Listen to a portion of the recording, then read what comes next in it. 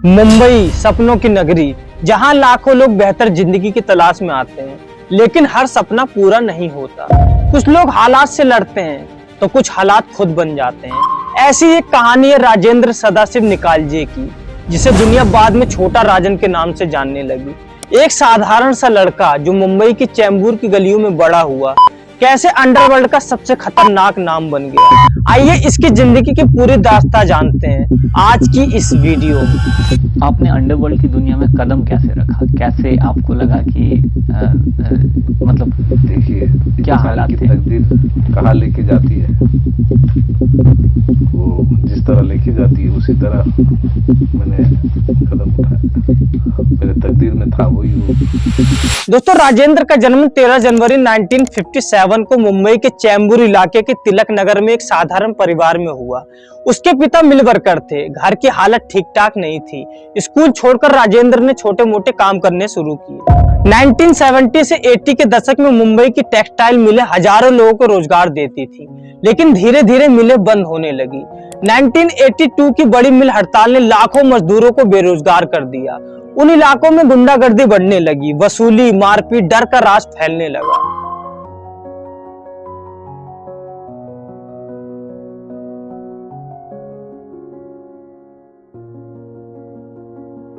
राजेंद्र भी इसी माहौल में बड़ा हुआ। शुरुआत हुई सिनेमा टिकट ब्लैक करने से, मतलब सिनेमा टिकट बेचते हुए वो वहां के लोकल गुंडों से टकराया और उन गुंडों से डरने की बजाय वो उनसे लड़ने लगा। और यहीं उसकी मुलाकात हुई बड़ा राजन से, यानी राजन नायर से, जो खुद एक मिल वर्कर से गैंगस्टर बना था। और फिर बड़ा राजन ने राजेंद्र को अपने गैंग में ले लिया। राजेंद्र काफी तेज दिमाग वाला था। बिना डरे वो किसी भी काम को करता था और जल्दी ही वो बड़ा राजन का दाहिना हाथ बन गया। 1983 में बड़ा राजन की हत्या हो गई, जो कि राइवल अब्दुल कुंजू के इशारे पर की गई थी। इसके बाद राजेंद्र ने बड़ा राजन का बदला लिया और गैंग की कमान को संभालने लगा। तभी से उसे छोटा राजन कहा जाने लगा, यानी बड़ा राजन का भाई छोटा राजन। और दोस्तों, कहानी में एंट्री हुई मुंबई अंडरवर्ल्ड के बादशाह दाऊद इब्राहिम की। 1980 के दशक में दाऊद की डी कंपनी स्मगलिंग, वसूली, हवाला और सुपारी किलिंग में छाई हुई थी। छोटा राजन ने दाऊद से हाथ मिलाया और दाऊद को उसकी बहादुरी और वफादारी पसंद आई।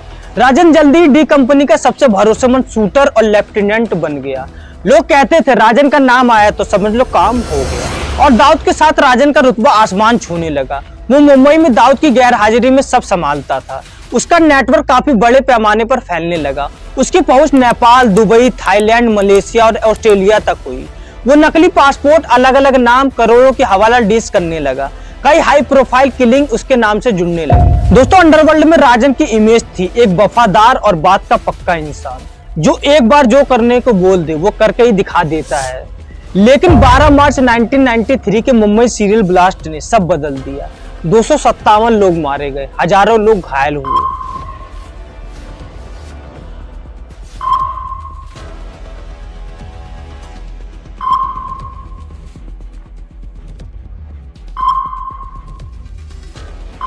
और जांच में दाऊद इब्राहिम का नाम सामने आया, लेकिन छोटा राजन को यह मंजूर नहीं था। वो मानता था कि अंडरवर्ल्ड क्राइम तक सीमित रहना चाहिए, आतंकवाद तक नहीं।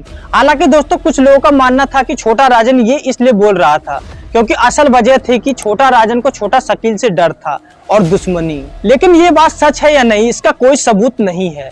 और इसके बाद छोटा राजन ने दाऊद से दूरी बनाई, जिस वजह से उनकी दुश्मनी शुरू हो गई। दाऊद के लिए राजन अब खतरा था। दोनों गैंग्स के बीच खूनी जंग शुरू हुई। दाऊद ने कई बार राजन को मारने की कोशिश की। सबसे खतरनाक हमला सितंबर 2000 बैंकॉक में हुआ था, जब छोटा शकील ने शूटर्स भेजे और उन्होंने होटल में घुसकर राजन के करीबी रोहित वर्मा और उसकी पत्नी को मार डाला और राजन पर गोलियां चली। वो घायल हुआ, लेकिन छत से कूदकर वो बच निकला। इसके बाद राजन पूरी तरह अंडरग्राउंड हो गया।